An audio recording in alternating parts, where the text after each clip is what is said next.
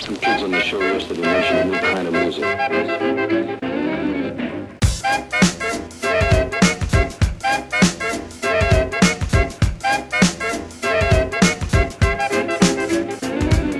And now, ladies and gentlemen, one of the most original and unusual acts you'll ever see, particularly on a record album. I've recorded this 3 times. I feel like at night before I go to bed, well, not night, like in the evening, I'm better at this kind of stuff. I did like at noon. Today I filmed this and it's boring. Anyway guys, today we're gonna be taking a look to see if the OnePlus One is still a good phone in 2016. And whether it's still a good budget phone in 2016 and whether you should buy it. So this phone came out in April 2014, so it's almost 2 years old. Coming up month after next, it's gonna be 2 years old. February, March, April. Yeah, I know the months of the year. Don't worry about it. I passed kindergarten, I think. So when it came out in 2014, it kind of made a stir. OnePlus was a new company, and they just released a new phone.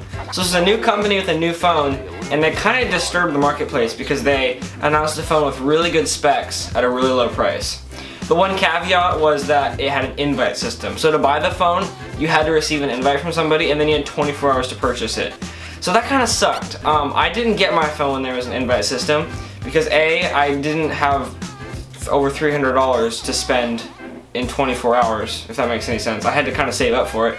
And B, because I never got an invite. So in April of 2015 when I got this phone, I bought it when it went off of the invite system.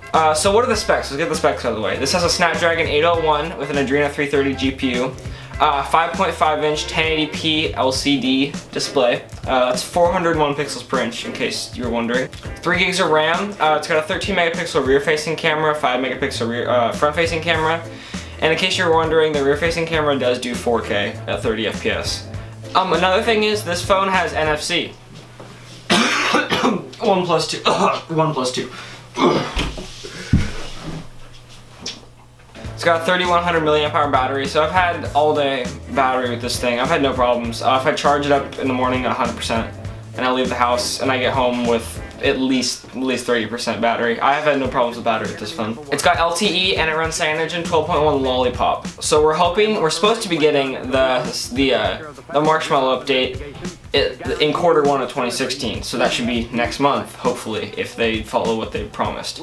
So the question is this phone, should you still buy this in 2016? Well, right now they have the 64 gig variant for $300 for all those specs. That's pretty good sounding to me. That's pretty good sounding to me. That sounds pretty good to me.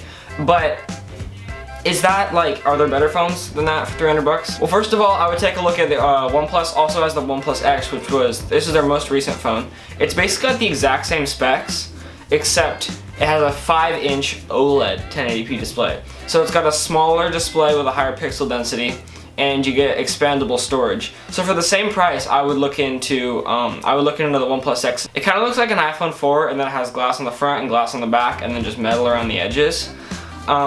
So if you're into that sort of smaller phone, nice build quality with expandable storage, I would look into that. Oh, Indy! She doesn't like that. Another great purchase in this price range, the Nexus 5X. The Nexus 5X right now is the Snapdragon 808, so it's a lot newer processor, a lot more powerful. And it's a Nexus, so you're gonna get updates when they come out from Google. You don't kind of have to wait however long for your manufacturer to put out an update. And for $300 you get the 16 gig variant. There's no expandable storage in that though, so I'd pay a little bit more. I think it's $350 for the 32 gig version. That's jumping a little bit above the price range we're talking about here, but I think it's still a good purchase. So I would think about that a little bit. And then finally, you can look at the Asus Zenfone 2. This is a little bit lesser well-known phone, but it's by Asus, which is a pretty good company. It runs Asus's Zen UI. Can you guys stop talking? If you hear people talking in the back of the video, that's my family. They don't know that I'm recording. So I would look into the Asus Zenfone 2 also. If you guys want to learn more about these phones, I'll put all the links to them in the description. You can read all about them, learn all about them. So is the OnePlus One still a good phone in 2016? I would say yes for the price, although there are other really competitive options out there. for the same price. So I would look into those, but if you value storage and you're not big into 3D gaming, because this didn't handle 3D gaming too well, I would look at this phone. But if you're into faster performance and you don't need as much storage, I would look elsewhere in something that's more performance. I don't know. Something that has more performance, and they usually have less storage. It's really a trade-off in budget, because you can't have performance and storage most of the time. You have to sacrifice one for the other if you're going to be spending less money. Anyway guys, if you liked this video, hit like. If you disliked the video, dislike. And then I'd like to know why, so throw a comment down there. And if you have any other suggestions for phones in this price range that I missed, which I probably did, leave a comment.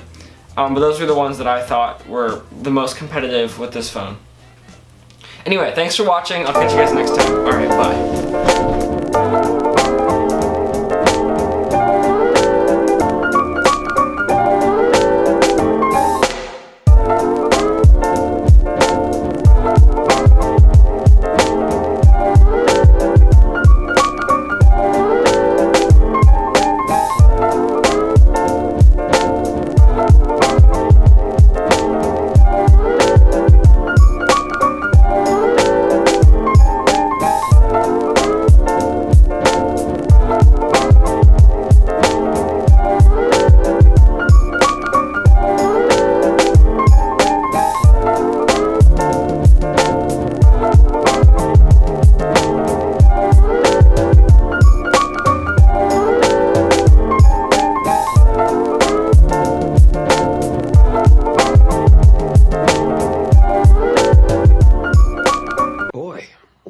That escalated quickly.